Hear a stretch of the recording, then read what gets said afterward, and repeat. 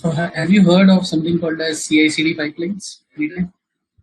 Have you heard of something called as CI/CD pipelines?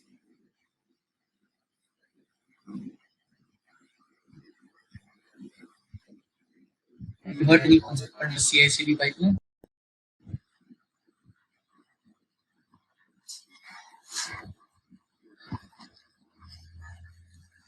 Yeah, it will work fine. That's not a problem because this is basically some issue. Earlier there was some problem, so now that is sorted. So let me check if this is working or not. The host. Okay, so my application is up and running fine. And these are all the things we have done in the previous session. So yeah, and this is my project. This is basically the same project we are running here right now. Yes, I've uploaded this application on my code, and now what I want to do is make you understand the concept of continuous integration, continuous delivery. Right? Continuous integration, continuous delivery. Now, this is something which you guys have never heard of. Yeah, this is something which you guys have never heard of because this is more of an administrative or the deployment team process. So, if I show you what is CI/CD, yeah.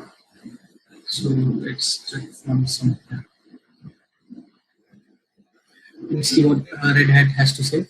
CI/CD is a method to frequently deliver app to customer by introducing automation into the stages of app development. The main concept attributed to CI/CD are continuous integration, continuous delivery, and continuous deployment. CI/CD is basically a solution to the problem integrating new code can cause for the development operations, also known as integration. Okay? So the concept here is basically what? Yeah, the concept here is basically what the moment you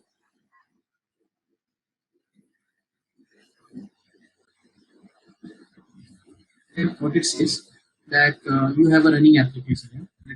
So this is running in production. Okay? This is your production area.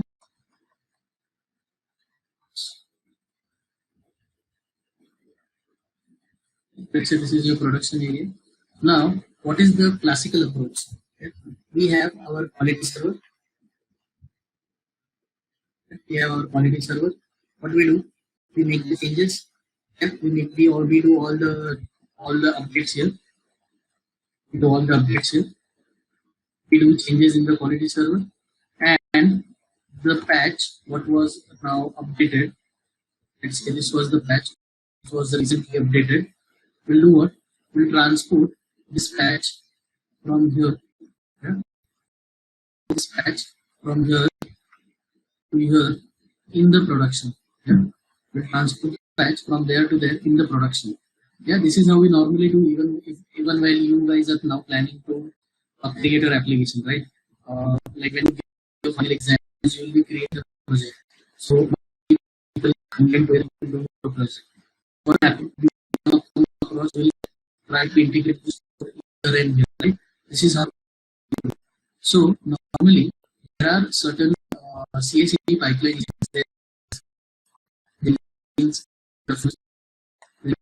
You can also go and check out Heroku. So what they do in the CI/CD pipeline, even when you complete a very small method, yeah, let's say you are just writing a project and you are writing a very small method. So what you do, you have something called as the pre-production area. Something called as pre-production area. Now try to get familiar with this terminologies. A quality server is basically what the place where the developer do their work. Yeah. So the place where the developer is allowed. This is like a road machine. It's not going to affect anything. Production is one which is being given to the customer. Yeah. So your customer is basically doing what? Yeah? Your customer is doing what? Interacting with the production server. So important is that production server is where you need to take care of. Any problem with my voice? It's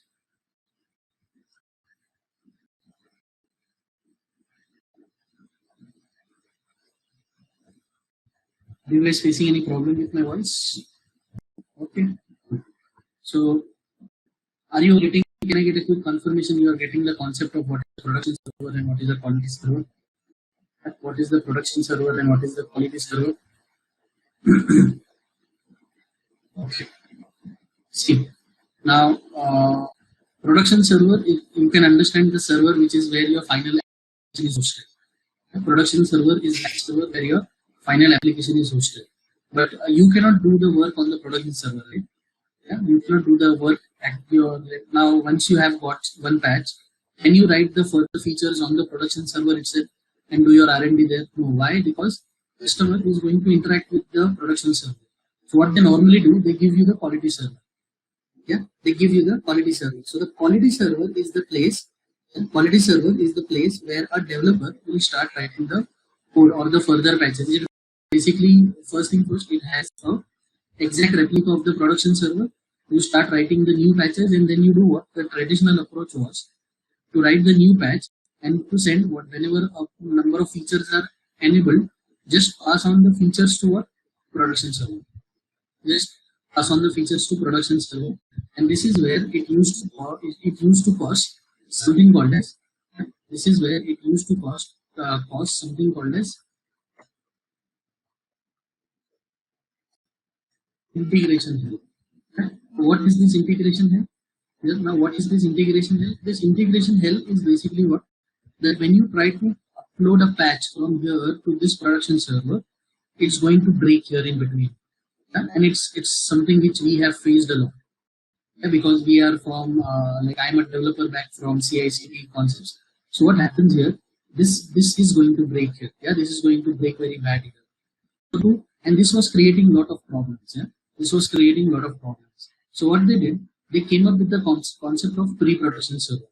Yeah, they came up with the concept of pre-production server. What happens? And here we have got a CI/CD pipeline. Yeah, here we have got what a CI/CD pipeline. CI/CD, so it stands for continuous integration. Continuous delivery.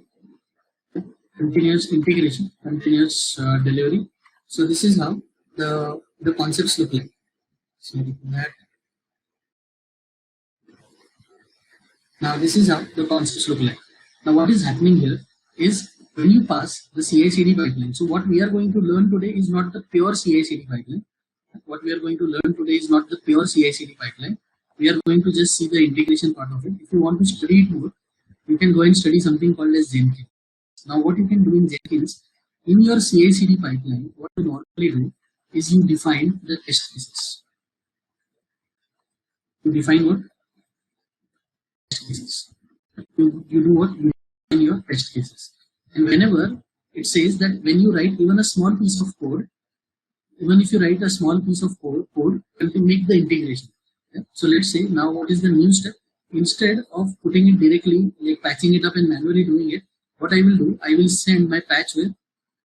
Now I'll do what? I will send my patch to the CI/CD pipeline. In this, I will send my patch to where? CI/CD pipeline. I will send my patch to the CI/CD pipeline. Now here there are two options. Because I have a pre-production server which contains the exact replica of the production server. Yeah, it contains the exact replica of what? Production server. This is what?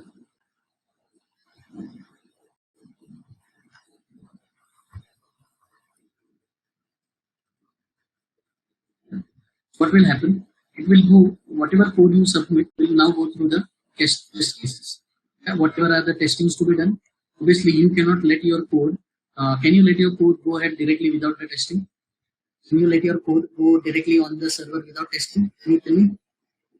I know you haven't dealt with this sort of situation now, but it should make sense, right? This should make sense that whenever you are writing the code, it will go. And so, where is this happening? This integration thing is happening at what level? At the Jenkins level, right? At the Jenkins level. Now, here there are two parts. Here there are two parts. If the test case goes fine, the new integration is patched Yeah? The new integration is actually patched with the pre-production server. So it is basically now working with the it is now working with the exact replica of what the production server we had. So whatever new even single method what you have written, if it runs fine, it will go to the pre-production server. If it doesn't go fine, what is the another scenario? If it doesn't go fine, what will happen? It will go back to the a report will be sent back to the developer. A report will be sent back to the developer. Yeah. What is this report? That okay, your whatever method you have written, the test case have failed and you need to resubmit. Are you getting this point? CI/CD pipeline. So it is basically the moment you write the method. Yeah, the moment you write the method within 10 seconds you come to know whether this will be good to go on server or not. Is everyone clear with this? Is everyone clear with this point? How this works? And now the problem is no matter how advanced we are, no matter how advanced we are, and I've asked a question. So basically, the difference between CI/CD and quality server is that quality server doesn't tell the developer that there is an issue recent and throws an error during the production. Yes, you can consider in that way, or you can consider this is an old way, right? See, this is the way where you write the code. See, there is an application already running. Yeah, there is an application already running, and what you are doing now is yeah, you are running the code here on the quality server, and you have got the new patch, and you do what? You upload the patch directly to the production. So now it try understand you are not the only person who is doing this. You are not the doing this. There are a lot of people when it comes to project they write code. So what will happen? 3 or 4 different teams are working on the project. Now they write this code. Now what will happen? As and when they start writing this code, this is going to create the problem. Yeah? As and when they start to create the problem. Why? Because 3 to 4 and then implement it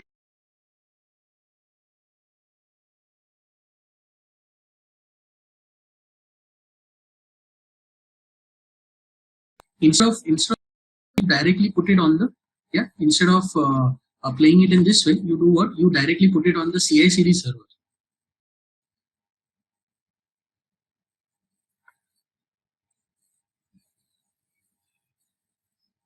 I'm not getting my video also now. So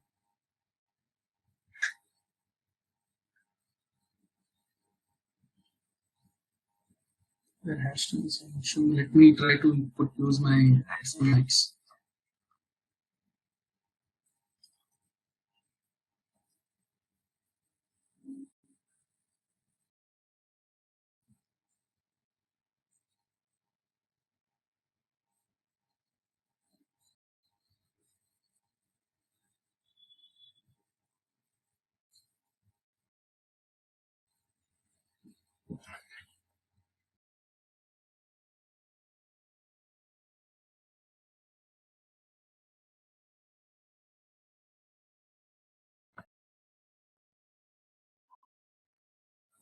So am I audible to you all now properly? I've changed my mic now, so I guess this should clear the problem.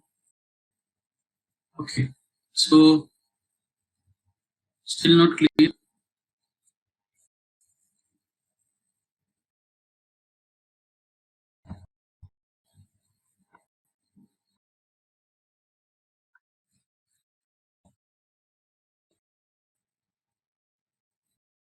Okay, how many echo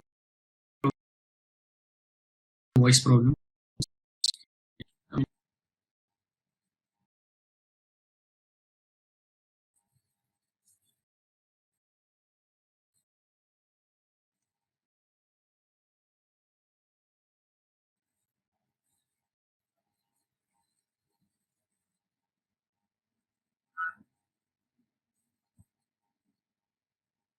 Still not clear.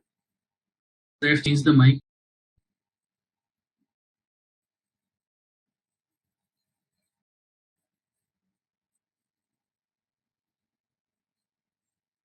Yeah, I have changed the mic. Can you please confirm it once?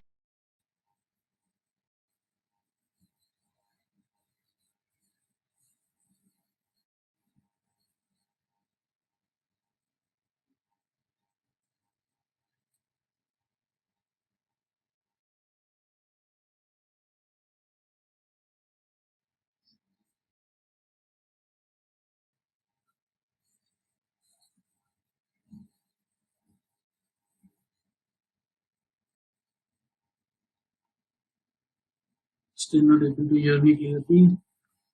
Okay, just a second.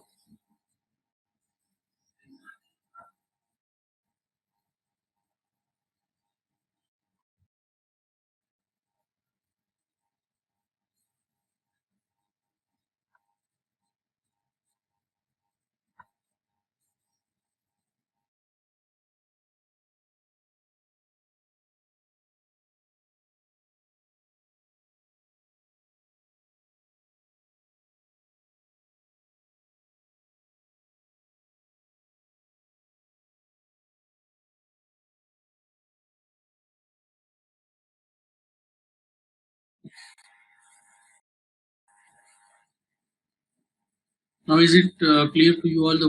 Is it clear now?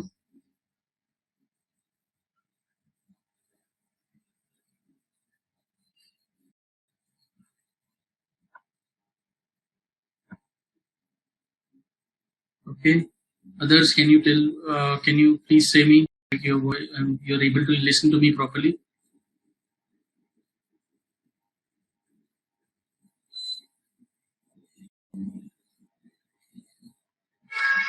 Okay. So let's go on. So are you able to understand this CI/CD concept now? Are you able to understand the CI/CD concept what we have done? So instead of we basically do what? Basically put it on the quality server, and from the quality server it goes to CI/CD pipeline. There we define the test cases in Jenkins, so they get checked automatically. So only thing you need to do is you are connected to the server, and you need to just just go ahead from there. Yeah, you go ahead from there. So, from the quality server, what will happen now is that the data will be generated on the CI/CD pipeline. Yeah, data will be sent to the CI/CD pipeline, and try understand. We developers, as a developer, we don't yet believe in this part. That continuous delivery something is okay, but we don't believe in something called as continuous. Yeah, believe in this, that we are going to deal with the continuous deployment. So you need to understand this part, that continuous deployment is something which we will not directly work upon. Continuous deployment is something not which is not will be continuous deal upon. It is, yes, it is more like testing. So let me show you the CI/CD pipeline what normally happening. See, in the continuous integration, build, test, and merge automatically release to the repository, automatically deploy to the production. Are you understanding? This image should make it clear now. This image should make it clear now. What is the difference between continuous integration, continuous delivery, and continuous deployment? So what happened? Yeah, what happens here is that you build, test, merge in the CI pipeline, and then it is sent to the GitHub, and from GitHub or any repository, basically, which is your pre-production, and from there it is deployed directly to the production. Is everyone clear with this part? Is everyone clear with this part? Yes, can I get a quick confirmation from you all? You all are clear with this part? Okay. Now, there is one application or CI pipeline called as Netlify.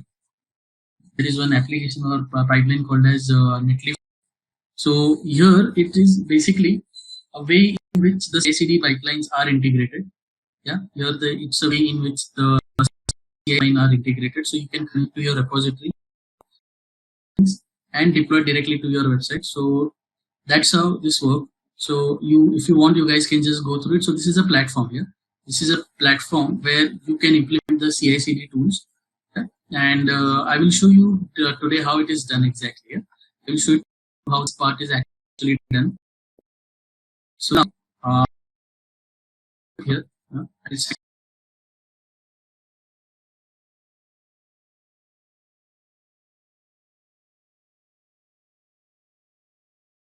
an account, but I'll still make a new account so that you understand all the steps one by one. Yeah. See, and see.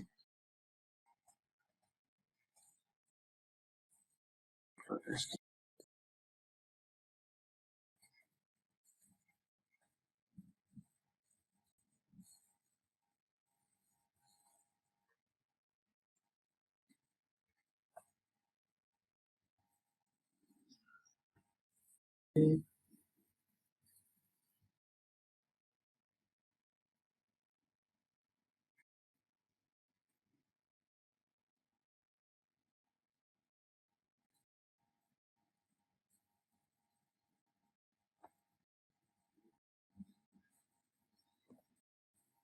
I'll just verify this account from my phone. Yeah, so because I'll have to log off from a lot of places. If I go to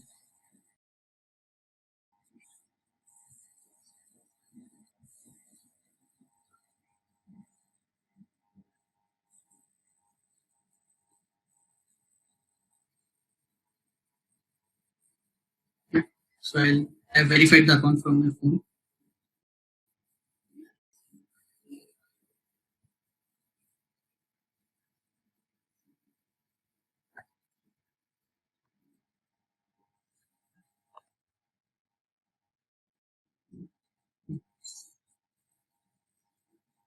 I'll have to sign off from here. So it's my actual account. Okay. So with continuous deployment, you can trigger build via Git or via webhooks. This free automatic HTTPS, never to leave the terminal. Okay. So is everyone clear with this part? Everyone? Yeah. Can I get a quick confirmation you all are getting this part? I didn't say anything. Yeah, I didn't say anything actually. I was just signing it up there. So everyone clear? I have created a Netlify account. So this is basically the first screen you will get. Yeah, this is basically the first screen you will get. Everyone clear on this part? Yeah. Everyone, can I get a quick confirmation? You all are clear that how to create a Netlify account? It's very simple. You have to just go sign up. You can directly sign up using your Git account as well. Yeah, you can sign up using your Git account as well. Okay. So now I want to sign up. Let's say a new site from GitHub. So I'll take GitHub.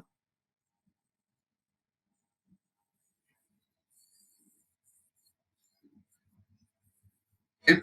And on my account, I have actually done this. So that is the reason, or else it will ask you. What will happen that when you log in here, it will ask you for the account. Yeah, it will ask you for the account. Is everyone clear with this part? Is everyone clear? Because I have in this particular browser, my GitHub is already logged in. That is the reason it didn't ask me for the username password. So when you say new site from the Git, what it will do? It will ask you to sign up. It will ask you to log in into your GitHub. Is everyone clear on this part? Is everyone clear on this part? Can I get a quick confirmation, please? Yeah, step 2 is clear. That how do I integrate the application? Yep. So I say GitHub Explorer. This is the project I want to load, and from the master branch. So this is what I'll do, and this is my build command. Yeah. So npm run build. This is how I will build my commands. It's very easy to deploy my application now. Can you see? It is basically just 3 steps. Given that your application is hosted on GitHub.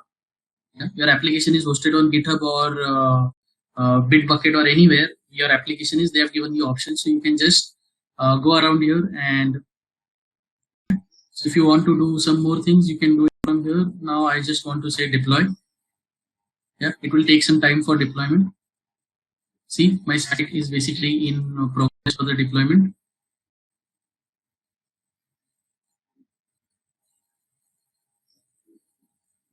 So give it a minute or two. Yeah, give it a minute or two. It will normally go up and then and deploy.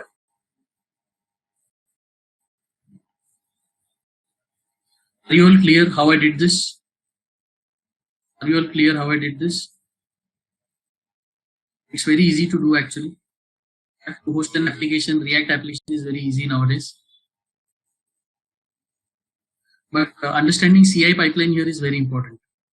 Yes, Akrabul, you can upload your project from Bitbucket too, but you have to select initially where it asks me for GitHub, you have to select Bitbucket there, and it will be easy for you. So see, creating an application and hosting is very easy nowadays. Creating an application and hosting is very easy now.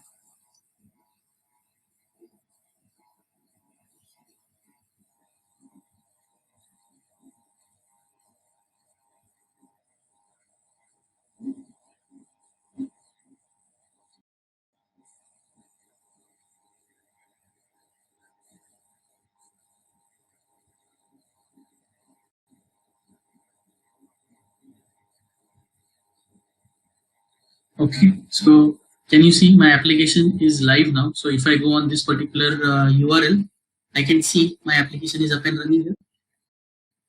Yeah, same thing. Yes, but this is now running on my own device. So you can see if I just give you this URL, you can use this URL at your own place. Yeah, you can use this URL. See, I've sent you a URL. You can use this URL and yeah, I hosted this website basically online using this tool. And this is not just a tool, it is basically a CI/CD tool. You all receive the URLs? You all receive the URLs? Yeah, you all receive the URL on your question answer. Yeah, please click on that. You will be directly opening up my website now. Yeah, you will be actually able to open up my website. Everyone?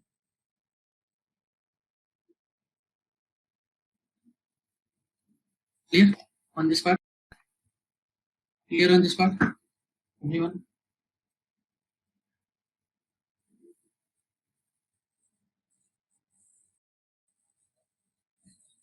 Round of confirmation on this one, guys. Are you able to understand? Yeah, it is working. It will work. That won't be a problem.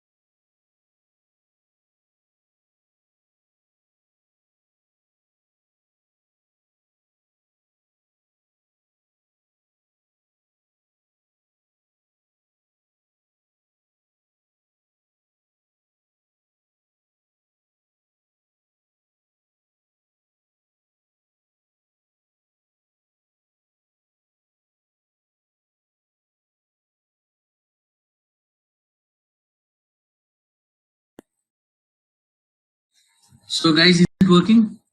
Yeah. Is it working? Sorry, I got a call, so I have put you on mute.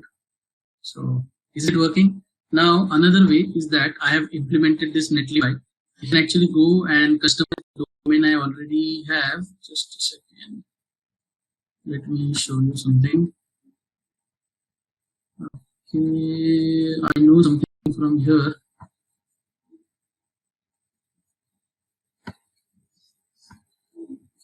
I can edit the site name as well. Yeah, I can edit this site name. So the URL can change now, and let's say I call it as AX Hinduja, or let's say Hinduja hyphen asterisk web. This is available. Okay, so this is available now. My domain has changed. So you can see if I click on Hinduja hyphen asterisk at netlify.netlify.com, I am actually getting this whole scenario here. Are you understanding? Are you understanding? So using this simple scenario, I have actually now changed it to my yeah, I have changed it to my real implementation. Understanding this, I can actually give it a custom domain URL. Now you can try this URL as well.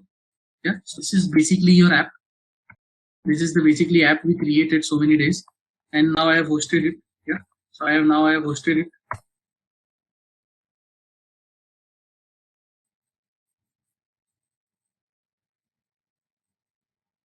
Everyone clear this? You can try this. Yeah, you can obviously you can customize the domain name as well as you can give any other domain name you have. Let's say you have got your own domain name and you want to host it in that way. You can also do that. Yeah, you have your own domain name and you want to host it in that way. That is also one way you can. You'll have to just map it to the URL. Yeah, is everyone clear? Is everyone clear? So how many of you have your application available on GitHub? Yeah, how many of you have your application available on GitHub? So you can give this a try whenever you get chance. Now I want to show you something, how this CI/CD pipeline works. Yeah, how this CI/CD pipeline works. So let's say I want to change this color. Yeah, I want to change this color. What should I do? I will go to my application. Okay, I will go to my application. Let's say I go to my app.css and I say my primary.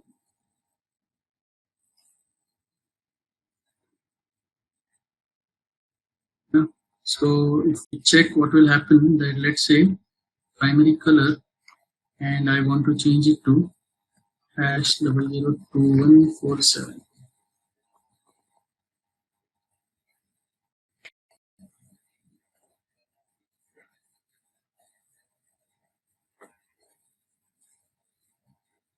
So this is more like a blue color. So if I now see what happens on my application, yeah, if I see what happens on my real application, not this one, but my real application, which one is that? Localhost colon 3.1. So can you see the color have changed? Can you guys see the color have changed? So this is where this is happening. Where, yeah, where is this happening? Where is this happening? This is happening on my quality server, right? This is happening on my quality server. So whatever I am doing in my Visual Studio is happening in my quality server. Now I want to show you magic, because we can actually use this application to show what we have done. I will go to my index.html, and rather than writing React app, let's say Hinduja GitHub Finder. Yeah, I want to name it as Hinduja GitHub Finder. Yeah, Hinduja GitHub Finder. So what will happen now is, in your application, you will see here it is showing Hinduja GitHub Finder, but here it is still showing what we have created, Hinduja asterisk .netlify.app. So this is now live for lifetime. And now these are my new changes. Is everyone clear? These are my new changes now. Yeah, these are my new changes. So these are my localhost changes. Yeah, these are my localhost changes which I want to ship to my production server. And I want to do it through using what? Yeah, I want to do it using my CI/CD pipeline. So in my domain management, you can see that how it will build and deploy. So here you can understand in the context, just a second guys. Yeah, in the continuous deployment, you'll see that my repository is what? Asterisk solution GitHub Explorer. So if I make the changes, yeah, so deploy context are a way to tell Netlify how to build your site. So whenever there is a change, yeah, whenever there is a change, what will happen? Yeah, what will happen? It will build it. Where where where are the changes required? Yeah, where are the changes required? The changes are required that your changes. See what it says. Every pull request get deployed in its own context with unique URL. So every time you make a change, yeah, every time you make a change, it will actually upload the data there. Now, what I will do, yeah, now what I will do is I will now go to GitHub and upload the new changes. Yeah, I will go to GitHub and upload the new changes. Let me do what? I go to my GitHub Explorer. I start my CMD and I now say, I forgot the command to upload. So my remote origin.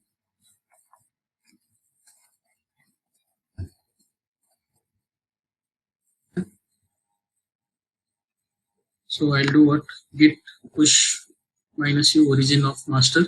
This is how we normally do. Yeah, this is how we normally do. Okay, so I have actually there is a problem with my code that I have yesterday taken some Java batch and missed it there. So I'll have to just put this back in the path. So guys, after this, now once we are done with Netlify, I'll show you how to create an Azure account and how to upload this application in the Azure. Yeah. So just 2 minutes. I hope you have all cleared. You all have understood this part now. Yeah? Can I get a quick confirmation from you all? You all are very much understood that how the CI/CD pipeline works and how to host your application. Yeah, how to host your application.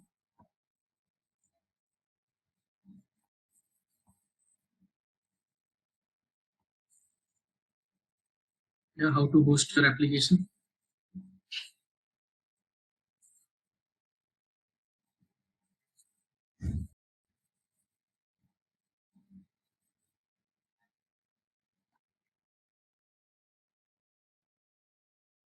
So yeah, this is your project. Let's say CMD upload. So let the application now go to the remote master. Yeah, everything is up to date from master to origin. And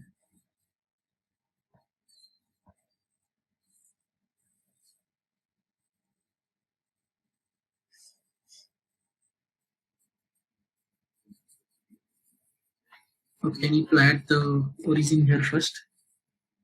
I'll do it directly from my GitHub. So index.html, app.css, export new changes.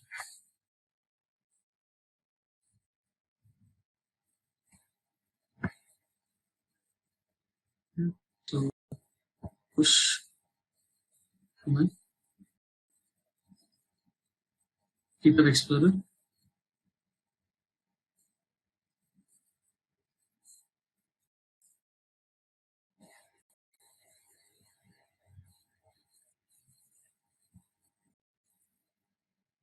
Okay, so let me check what is happening in my GitHub now. Yeah, let me check what is happening in my GitHub. So this is my application.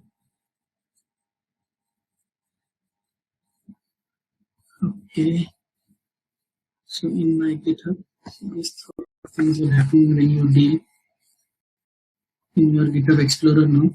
What has happened in your, okay, so the new changes have been deployed now. Yeah, the new changes have been deployed. Can you see? So 1 minute ago, my application has deployed the new changes, and this is description. Yeah, and Hinduja GitHub Finder. So probably now, it is like within some point, this should. Yeah, can you see? I made no changes to the. I made no changes to the code. Yeah, I made basically no changes to the code, and this got uploaded directly online. So I'm just sharing this link with you now. Yeah, this is the link what we have new one, and I am sharing this link with you, and you can just go through this. And now do you understand how easy it is to deploy your code with the CI/CD pipeline? Yeah, with the CI/CD pipeline. Now let me just explain it to you. Netlify is basically a way to upload your application in a simpler way. Yeah, it is uploading an application in a simpler way. This is for continuous deployment. So this is to be used when you are very much sure about the continuous integration part. Continuous integration, obviously you will have to learn some tools called as DevOps or Heroku, but that is something I cannot cover up in this training. So if you want, you can just go through it, go through the content online and understand it. So can I get a quick round of confirmation from everyone that you have understood this part? Can I get a quick round of confirmation from everyone that you have understood this part? Yes. Anyhow, you will be getting this content available on video recording in the later half, so you guys can just go through it later on. But have you understood, like, the overall concept you guys have understood, right? The overall concept you guys have all understood, and I hope now hosting the application is easier for you. Kalpesh, please cover part 3 for yes. Now I need to check what I've covered in the part 3. So when I take the revision session, I don't think so today we'll get time for revision, but when we get time for revision, I will try to cover up that part. So there was some problem in the part 3 of React.js because at that time some recording went wrong. So yeah, no worries. So can we go to Azure now? I'll show you how to upload an application on Azure. I'll show you how to upload an application on. After that, I'll show you how to upload an application on AWS as well. Yeah, so can we start for Azure now? Yes, everyone, can we start with Azure now? Okay. So moving ahead, I'll start. So to get hold of Azure, you need to go to portal.azure.com. You need to go to portal.azure.com. Now the thing is, you need to understand that first thing is, I have my own application running. This is how, if your application is already running. If you have your own application and I have my own virtual machine, so this is basically my production account. So, but I wanted to show you how it looks like. So when you create an account, it will ask you to create a free account. It will ask you to create a free account. And Azure gives you that for the first month, you are allowed to use 13,000 rupees of anything which will be free of cost. So if you select anything from here for the first month, it will be free of cost, but you need to attach your debit card. You need to attach your debit card. So if even for trial purpose you want to do something, you'll have to attach it and make sure that after a month you just release it off. And there are also some free tires here on which you can go ahead and start working. Yeah, you can go ahead and start working. So you need to sign up. You need to sign up and make an account in Azure. Will you all be able to do that? Simple step. It is all very simple step. You don't have to do anything more. So the portal we'll be using is what? portal.azure.com. portal.azure.com. So you go on there, it will ask you to create an account. So you all will be able to create the account. Can I get a quick confirmation from you all, please? You all will be able to create an account. You all will be able to create an account. Yeah, I hope that is easier part. I don't think so. That is something which is you will be missing around a lot, and you have done a lot. So I hope some of you have even tried to create accounts on AWS as well. So you are a bit aware how to create the accounts. Okay? Now, when it comes to Azure, you need to understand that there is a concept of subscription.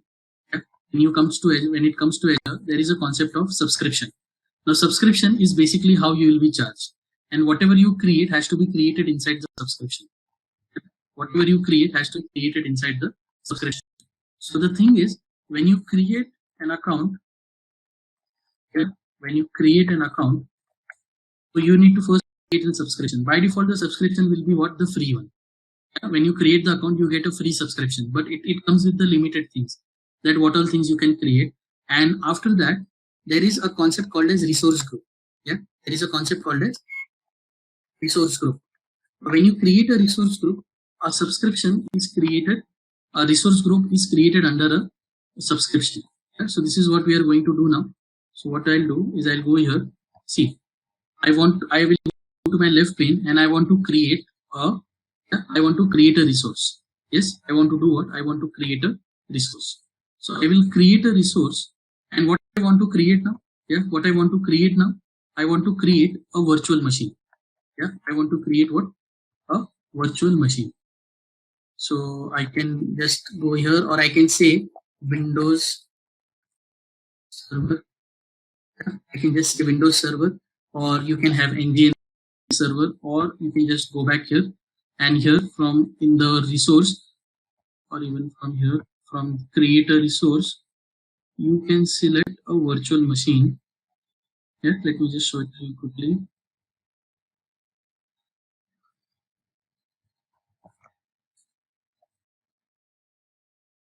Virtual machine. Now, which virtual machine you want to create is totally up to you. So what I'll do, I'm not going to go from there. I'm going to select it from here, the virtual machines. So give me the proper directory. Now I say add. Yeah? I say add a new virtual machine. Now the thing is, whatever virtual machine I have, the subscription what I've created, is everyone seeing this? I have AX2 written here. Yeah, this is what my subscription. What I have here in AX2 is basically what my subscription. I can have multiple subscription. See, I can have multiple subscription based upon I can define what will happen inside a particular subscription or what will not happen inside a particular subscription. So the thing is that whenever I manage a subscription, when you guys get your account, it will be free subscription. It will be what? A free subscription. So you will be able to understand this. Will you be able to understand this? That how do you create that free subscription now? And inside that, what will happen? So that you can create your own. Yeah, you can create your own resource group. Now what? See, subscription, all resources in Azure subscriptions are built together. What is a resource group? Resource group is a collection of resources that share the same life cycle, permission, and the policies. So if you want to have some policies in place, like someone should not be able to access port number 8080 by anywhere, you will do what? You will mark it from here in the resource group. So show you, let me do what? I'll say Hinduja resource group. I can name this group as anything. Yeah, I can name this group as anything now. And the virtual machine name. Now this is important, right? This is important. What is your virtual machine name? So the virtual machine name here is what? Yeah, the virtual machine name here is what? Let's say Hinduja VM. I name it as Hinduja VM. Now, everyone clear till this point? Can I get a quick round of confirmation from you all, please? Can I get a quick round of confirmation from you all, please? Are you all able to understand this? What I'm doing? How to create a virtual machine? I'm just naming it. Yeah, I'm just naming it. Everyone, can I get a round of confirmation, please? You all are clear till this point how to create your own machine? Yeah, you all are clear till this point how to create your own machine. Now, when you deal with the Hinduja VM, what is next? You have to select the region. Now, region is important. Based upon the region, the data is sent. Now, you need to understand that whenever Azure creates this data, they come up with 4 areas. Yeah, they come up with 4 areas. The first area is basically your central US. One area serves the whole US. One area serves the whole Europe. Yeah, one area serves the whole Europe, and one area which is in Asia Pacific, Southeast Asia, is the region. Yes, I need to make an instance, Nitish, right? So what will happen is that here in the Southeast Asia, in the Asian continent, all the updates of Azure are first given to the Southeast Asia. See, you will have India as well here. Yeah, you will have India as well. South India, West India, and then even you have got nearer, like you have got UAE North, and you'll have East Asia, Central India. But if you want to access anything, whatever is given to you by Azure, make sure that I'll select what? Southeast Asia. Yeah? I'll select Southeast Asia because Southeast Asia is the more important feature. Now, what is here? Availability zone and availability set is basically the more integrated part, and it will require much of the theory knowledge to understand. But basically, if you want to have multiple instances of your copy running, you'll have to select one of those. So I'll just let it go, and I'm going to do what? I'm going to select 2016 data center. Yeah, I'm going to select what? 2016 data center. So I'm selecting a Windows server. Yeah, I'm selecting what? A Windows server. Now I want to do what? I want to change the size.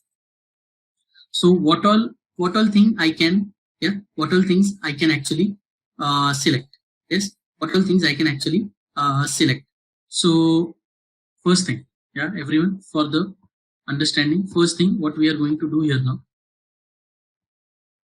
is you need to understand this table first. You need to understand this table. So this is basically the size. Yeah?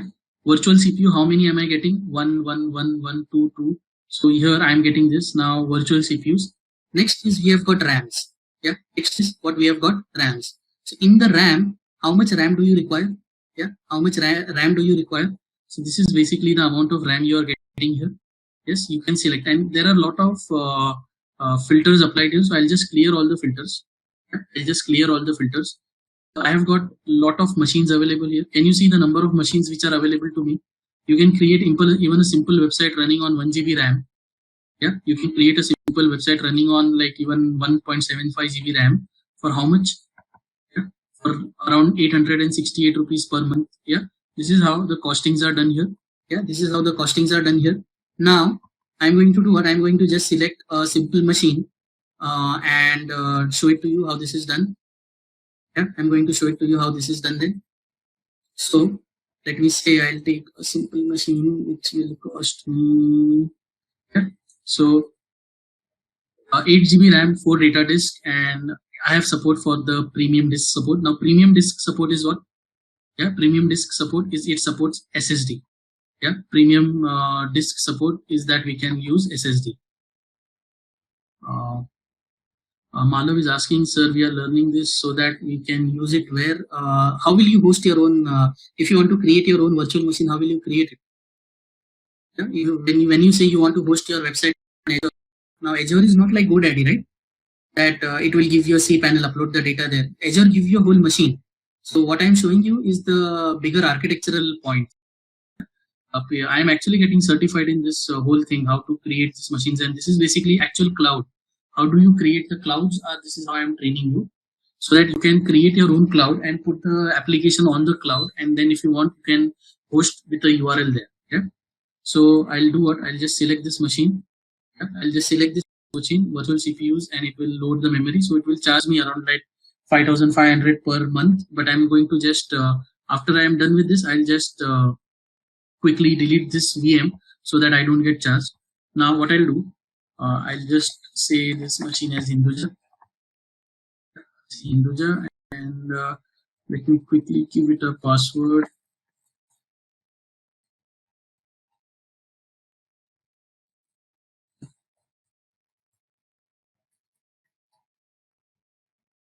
So I am having a password. Now try understand, whatever you give here is very important.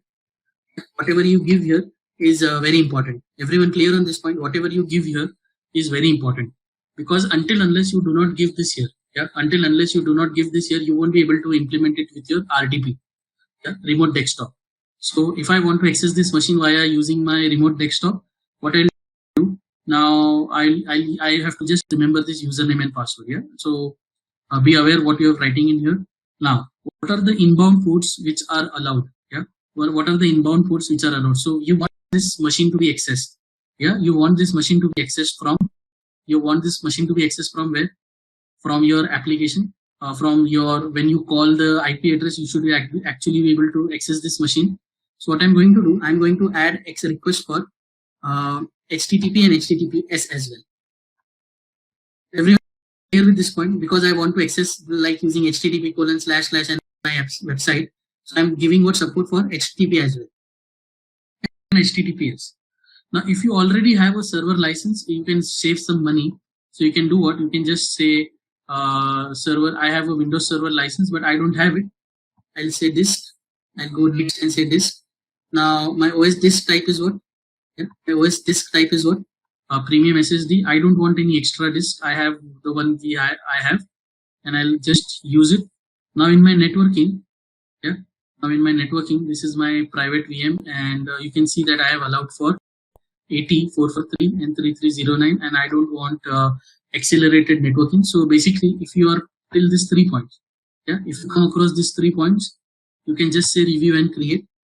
It will take some time. Yeah. Everyone clear what I have done? I've got around 20 people here. Are you all clear what I've done? Yeah. So the validation is passed and my machine is created. So I'll do what? My machine name is what? Hinduja, and I'll just create it now. I'll just create it. So it will take a minute or two to just create. You can see here it will start deployment and everything.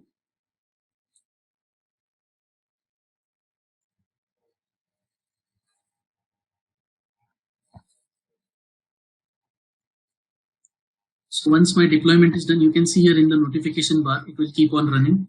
Even here it is showing my deployment is underway. See, it is started to create now. It has started to create my virtual network, virtual machine, everything it will start to create now.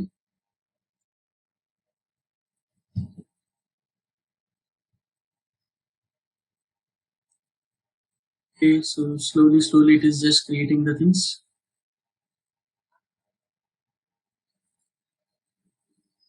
I will be charged like around 7-10 rupees, because once I'm done with this session, I will just delete this VM. Yeah, so Laksh was asking whether I will get charged for this. So I will be getting charged for this one.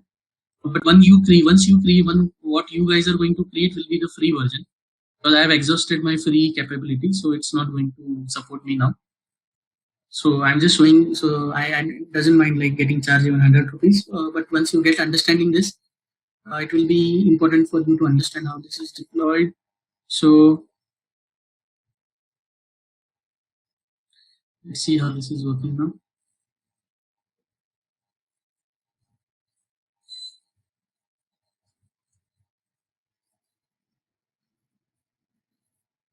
So my deployment is underway. It takes some time because it is creating a whole new machine for us. So I hope you can understand this.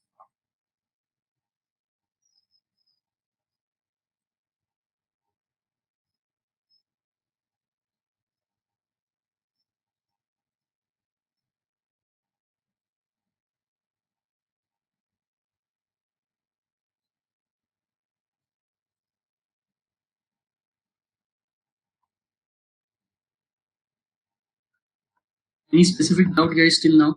Now, next step will be what? Making use of remote desktop to connect to this application, host our node application there. And there is one important part when it comes to the Windows machine. Yeah, when it comes to the Windows machine, I'll show you how it works.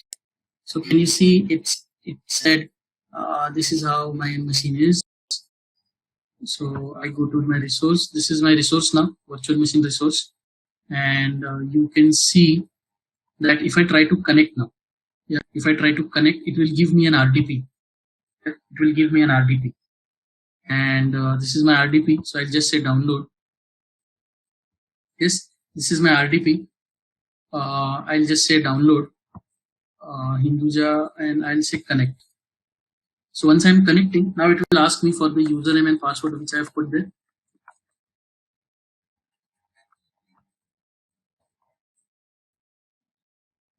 See, now my machine is getting connected. Cost effectiveness, both are basically charging the same. Both are the good players in the market. Nitish, so charge effectively. Sometimes I think as AWS charges more, but none of my projects are working on my own virtual machine. So those are basically paid by the client. So normally that doesn't matter a lot. And whatever the machines what we are running are very high in charge. So is everyone able to understand this? I have opened up the virtual machine now. Remote desktop is a basic software by default installed in your own machine.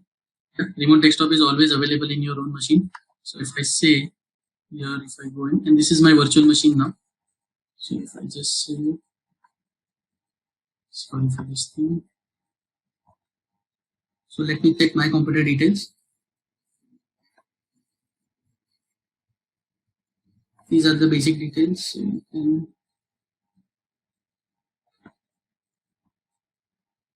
So I have got 8 GB RAM. Yeah, got a screen touch machine basically, and cool. So you are able to understand this. How do you get this application up and running? Yeah, how do you get this machine up and running? Now there are certain things which you need to understand. Yes, there are certain things which you need to understand. I'm sorry, I won't be able to access. This is like VMware but in the cloud. This is like VMware but in the cloud. Yeah. So what I'm going to do now, I'm going to host our application there also. I'm going to host our application there. But for that, I require what? Visual Studio. I require Visual Studio. So I'm just going to, not Visual Studio, basically I need Node. I'll take what? Node from here. And put it here.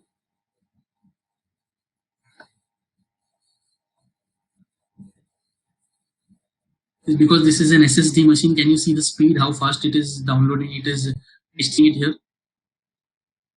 Because it is an SSD machine, that is the reason it is doing this fast. Yeah, so this is more like a VMware online, and I'll show you how to now upload the application there. And let me take our application there. So I'll just copy this and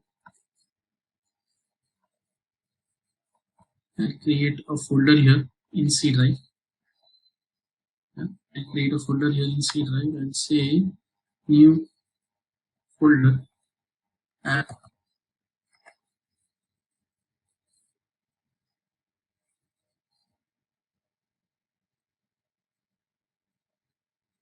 I think I should have done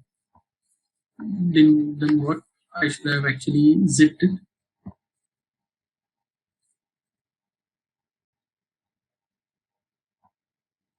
And meanwhile, I'll just start the installation of Node here.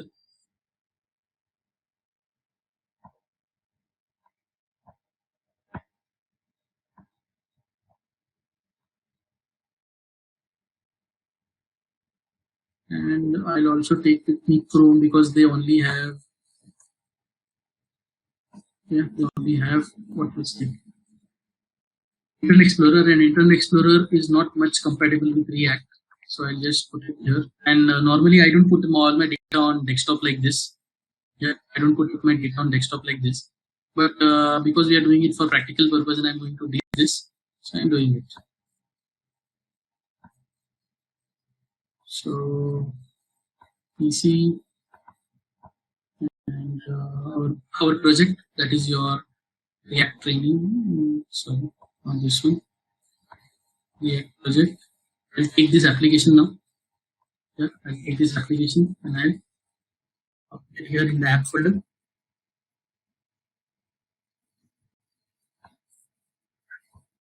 Any doubts still here, guys? Any doubts still here? Yeah. Any doubts? What I've done, I have created a Azure machine. Now I'm uploading my application there. So let it go there. Go install now. Finished. So Node is installed now. You can also want if you can put your Visual Studio Code here.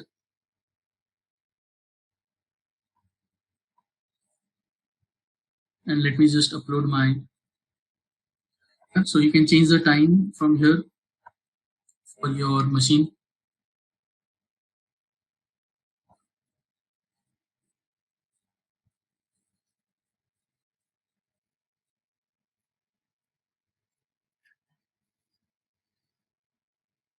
Yeah, so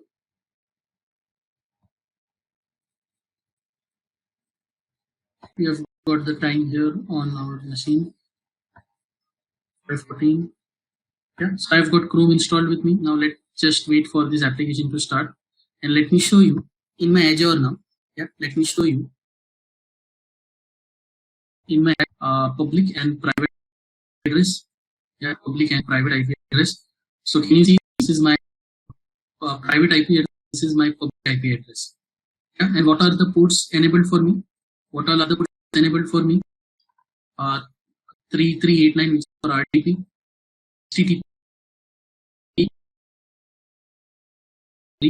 So now this is basically my IP address. So if I want to access that virtual machine, I will have to do it using this particular IP address. So let it get uploaded. Then I'll show you, and I'm going to show you some very important part today, which about Windows. No one will tell you that when you work with Azure or even with AWS and you're dealing with the Windows machine, how important is to understand this particular part. You will spend even nights or weeks understanding that what is going wrong, and you will be able to understand it. Because I'm telling you with experience, because I spent weeks understanding before I figured it out what was wrong, what was going on wrong here. So let me just quickly run this application and say that am I able to access this?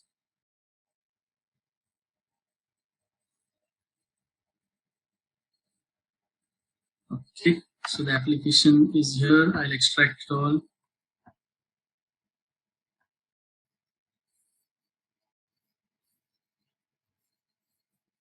So it is extracting now. You can use this sort of applications when you have to do some very high level computing. Yeah, you cannot afford to buy a very high end machine. So you can basically hire the machine from here for a while. Are you understanding how it works? Okay, this got hanged, I guess. So it is.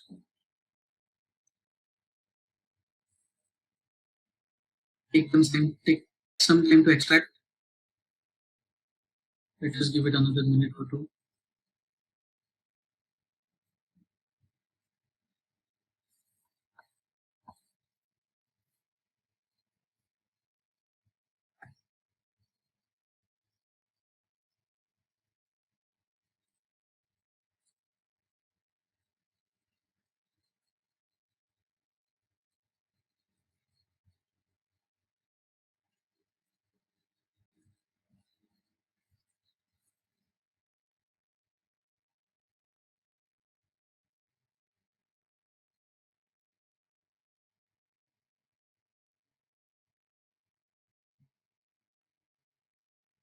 Yeah, I don't think so. It will take 45 minutes, but just give it a minute or two. I hope that will be done fast.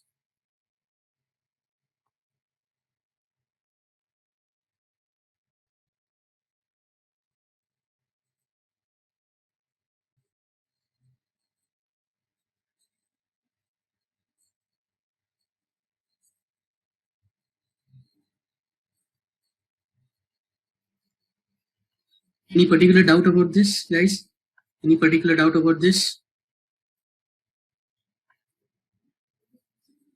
understood like what I've done. I've uploaded my application, installed Node on this machine, and I am running this application now. So this is more of my production server sort of thing, yeah, or my quality server sort of thing.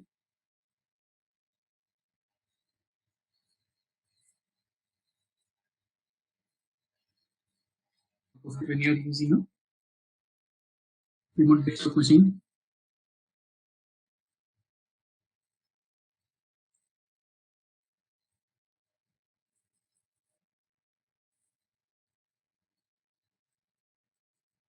Okay, so my application is loaded now. Here, my application is basically loaded. So GitHub, yeah, this is my application. What I need to do is I have to start my CMD and say npm start. You can see my application will now start on this particular server. Yeah.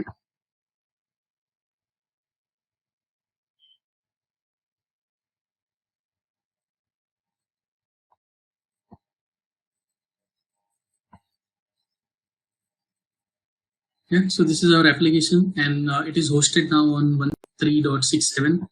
And if I search here something, let's say we'll search for Elton.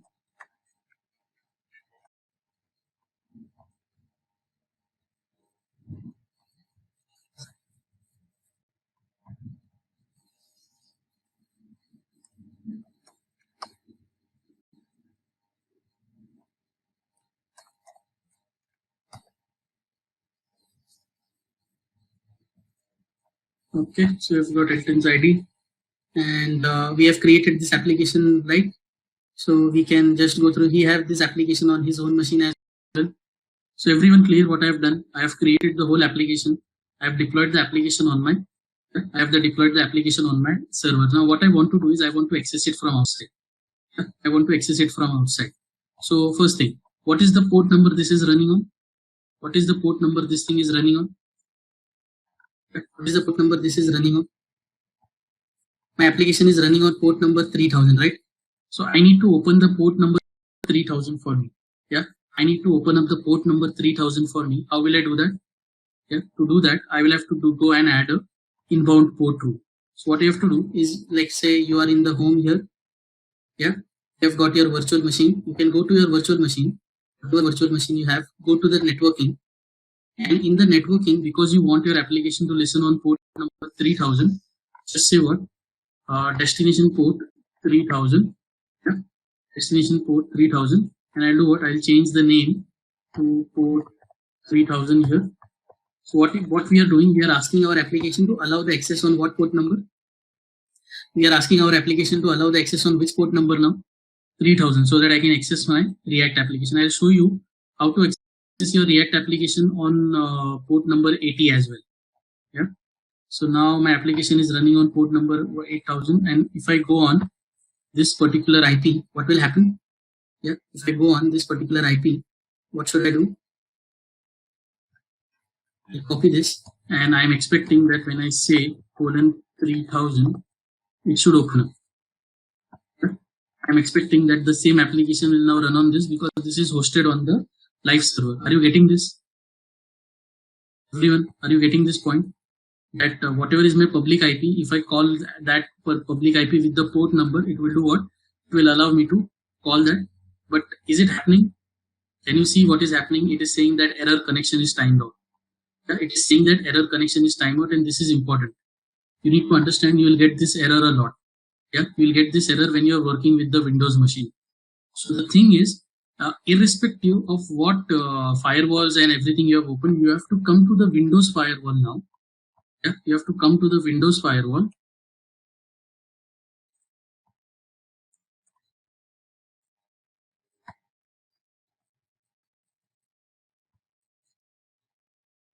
There are two options. If you're not worried much about your settings, you can do what? You can go to the inbound rules, and in the inbound rule, create a new rule and give the port number now. Yeah, give the port number. So what are the port number I want to access? I want to access 80, I want to access 443, and I want to access 3000. And if I say next and next, finish. Yeah. So 80, 443 and 3000. This is what I am naming it as. So I'll just finish this. So I've added the port numbers now. And now if I just go and say access, this is my actual port number running. Are you getting this? This application is now hosted on Azure. Yeah, this application is now hosted on Azure. And if I want to do something more here, I can actually go to, I'm actually inside my networking. So I can go to my resource group actually, and just give me a second. I'll show you how to even access it using a URL. So if I go to my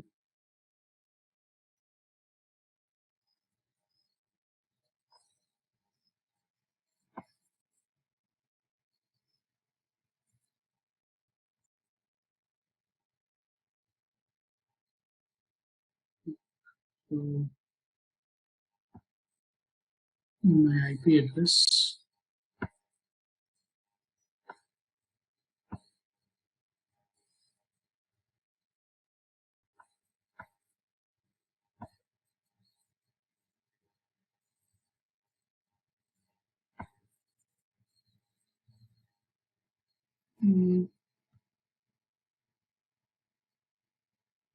This is basically my public IP address. I should actually get a URL here. I'm just checking that where I find my URL also.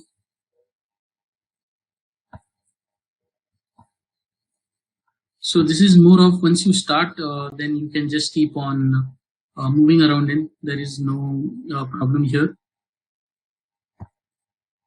Okay, see, I can just go to my DNS and I say Hinduja -asterisk and the reactor. So I just say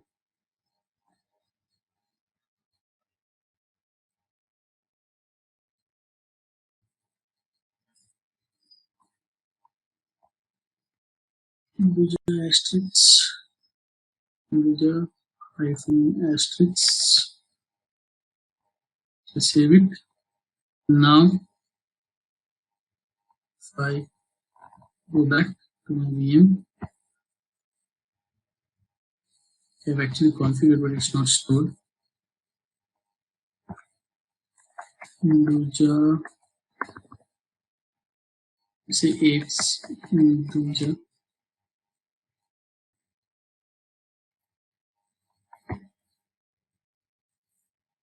It is saving my public IP address.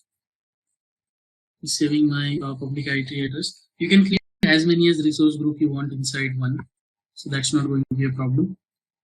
And now if I try to fire this, what will happen? See here, see it will say not found. Why? Because there is nothing running on 80, port number 80. So let it run and exhaust. Yeah, let it run and exhaust. It is too much to process. I can understand, but if you want to run the Azure cloud machine, you need to now come out of your student and try to understand this as a profession. This is how you will be actually able to do it. Colon 3000. So now you can see on 3000 this is running. Now next thing I want to show you is how you can make your React application run on. Yeah, how you can make your React application actually run on port number 80. So let me just show you. I'll just change the file in which this is opening, package.json file. So I go to properties. Let me open this on a notepad. Yeah, let me open this on a notepad. And I'll write a simple command. Yeah. I'll write a very simple command to start the application.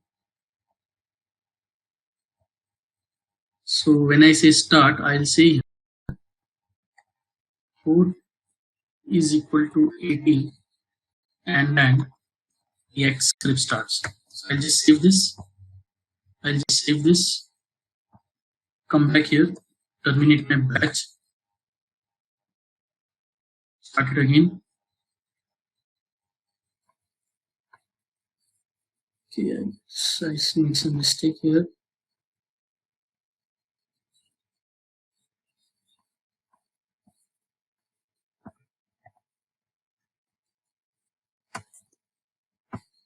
So port is equal to 80.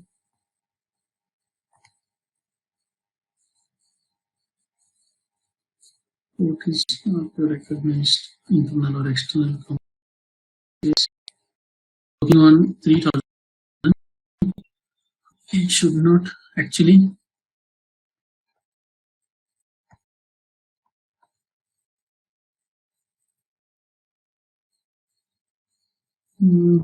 Okay, I'll show you how to make the changes on this part.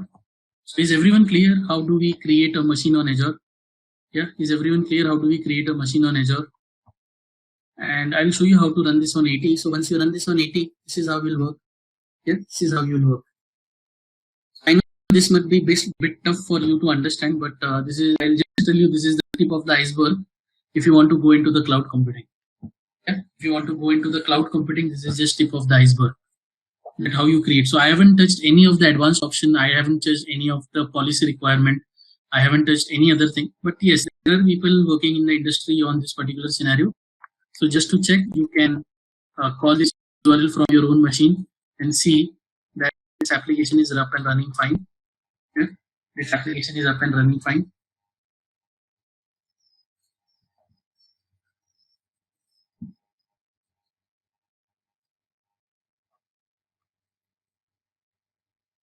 Okay. So same way when you go for AWS. Yeah. When you go for AWS, the same is the scenario.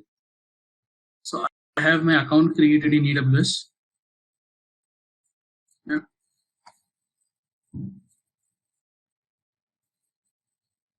I have my account in AWS.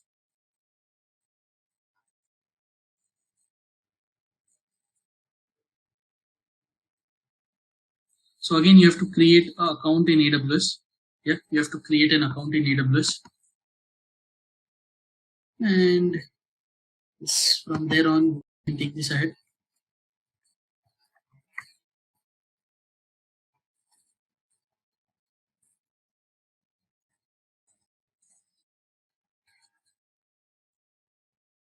Okay. So this is my account in AWS. This is a blank account basically.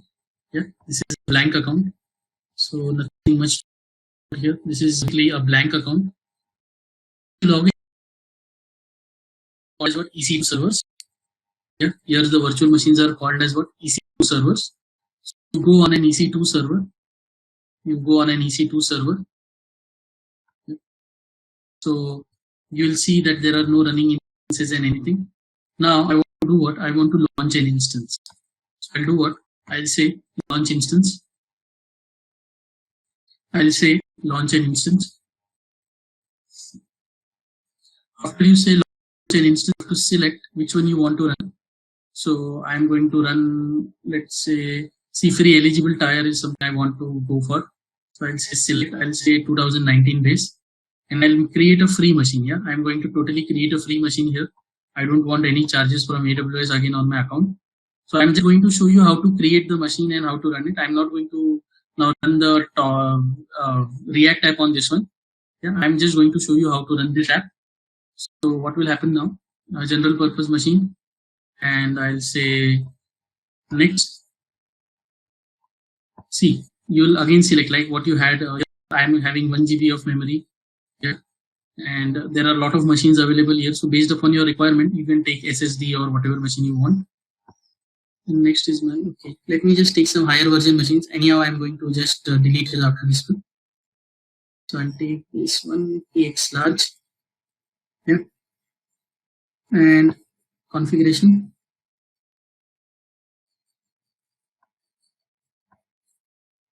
Yes, now in the configuration, I have nothing to even see. All of these things means a lot. Everything is a topic in itself, but you can just leave it for now.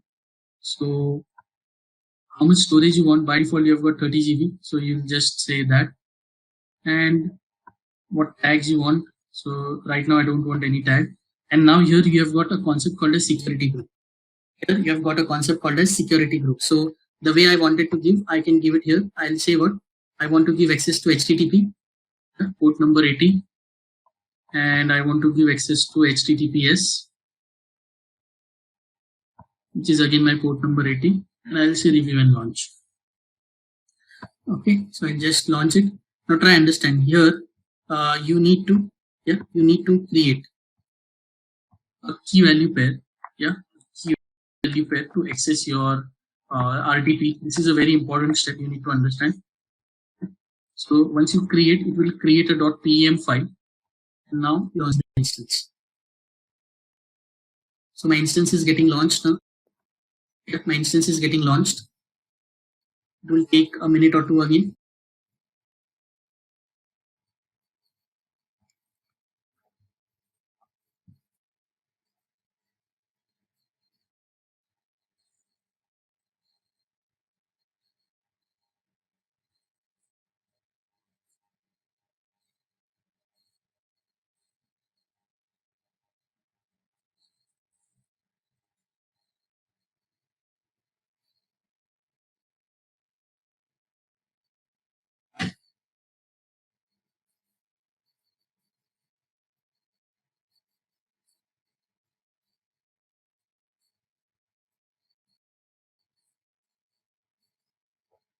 Okay, so my instance is basically getting launched now. And you can check the launch logs. It is doing this stuff here. So I can understand the screen is a lot to understand. But if you want to make your career in cloud computing, guys, you need to get friendly with this part. Even with the CI/CD pipelines and everything, so you have to get some or other way comfortable in this part. So my instances are now launching. Let it get launched. Okay, so a lot of people attending today, 4 to 5 more than our regular crowd. So most probably next 2-3 sessions will be our last now, because next session we'll be having a full session on half or a full session on revision. So what we have done, what doubts you have, I will just go through the code line by line and we can just do a quick revision. And then after that, I will introduce again the concept of hooks. We can cover that, upload our application on Netlify, and then we are done. To show you that you guys, if you guys have any problems understanding this part later on, I will be with you for around 2 to 3 weeks more. Yeah, I will be available with you 2 to 3 weeks, so you don't have any problem understanding this stuff. Then it is important that you don't have any problem then understanding.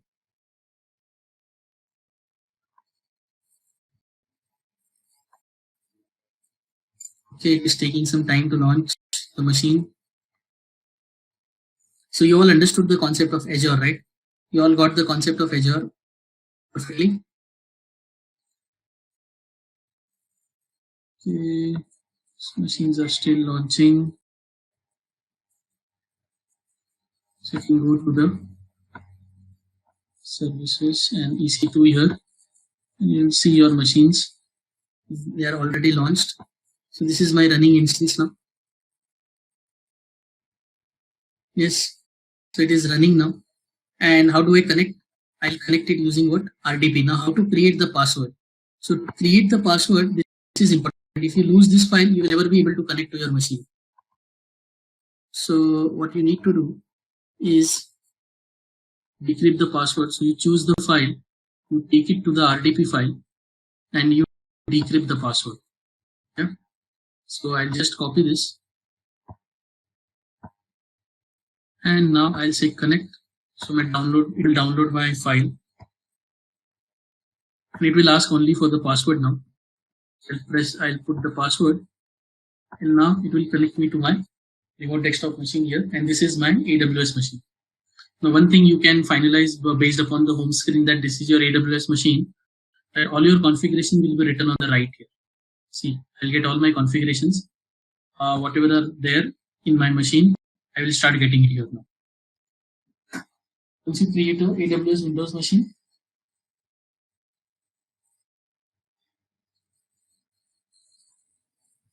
you see I've got all my data on the right here. Yeah, I've got all my data on the right here. Everyone clear with this point? Is everyone, how do I create an Azure machine? Sorry, how do I create an AWS machine?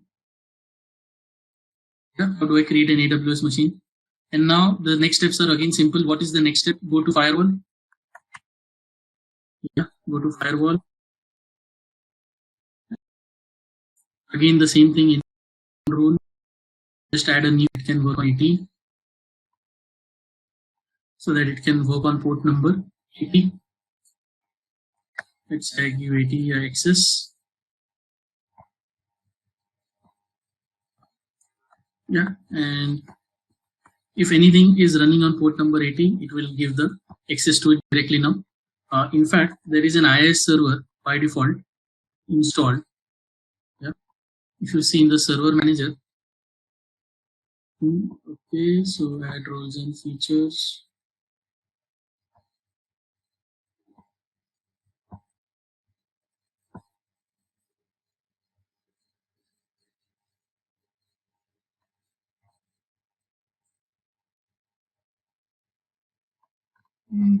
I go to dashboard.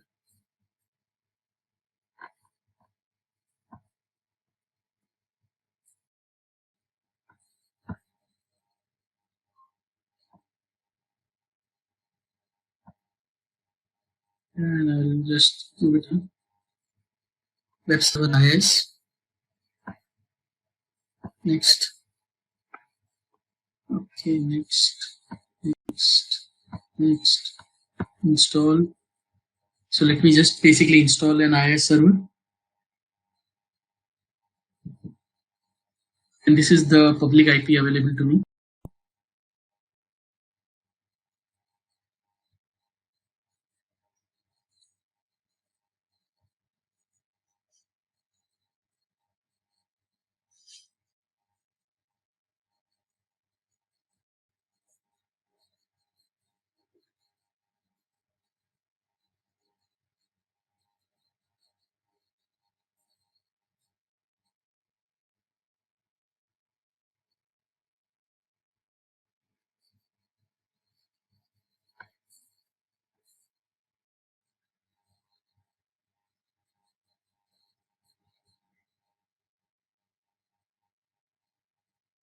No, I'm not going to make any use of Elastic Beanbook here. It's a basic implementation. So I'll just close it. So my IIS server is running. So this is my start page basically. I check on my localhost. Let's see what it shows. Yeah, so it is showing me information service main page. So if I just go here and use my public IP, yeah, if I just click on my public IP from AWS, see, am I able to access my code now? So I've shown you how to actually load up two different servers. Yeah, I have shown you how to load up two different servers. So next time you want to create your own URL, what you can do, you can just buy a URL. Yeah, you can buy a URL and point it to this server. You can point it toward this IP address and it will start showing you the same code here. Is everyone clear? What I did with AWS and Azure, I can understand it will be tough. You can stick to Netlify. You can stick to Netlify for your implementation purpose. But this was something I have promised to show, so I thought I will just show it. Next time, see, you understood what problem we got here. We had to install Docker. We had to install React first. We had to install my project there. What I will do next time is I will now, obviously, I'll delete this virtual machine. I don't want to get charged. But if time permit and if I show you Docker, you'll understand that I'll Dockerize my whole app. I will Dockerize my whole app.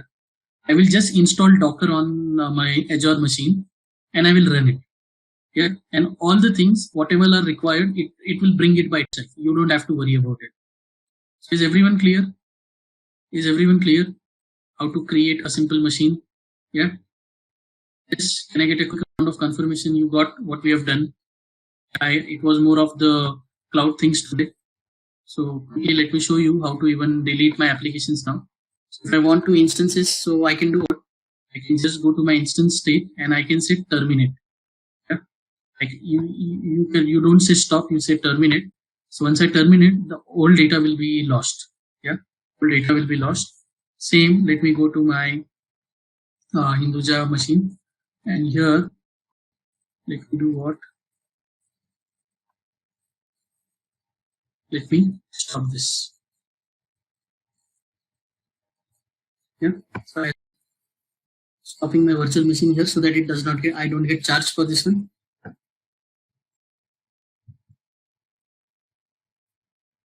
Yeah, so let it get in the stop state, and then delete it as well. So I don't get charged here as well, and I don't get charged here as well. Yeah, so it is terminated, so I don't have to worry about this anymore. I have no instance running here now, and I have no instances running here now as well. Yeah, you can see that my user virtual machine is basically getting deleted now. Yeah, it is deleting the virtual machine, so I don't need to worry, it will delete it.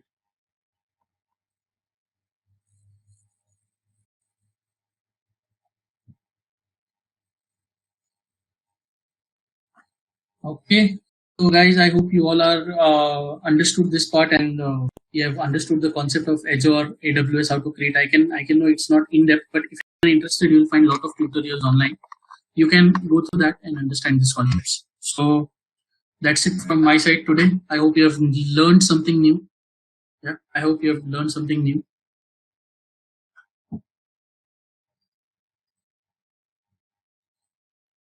Okay, yes, so great.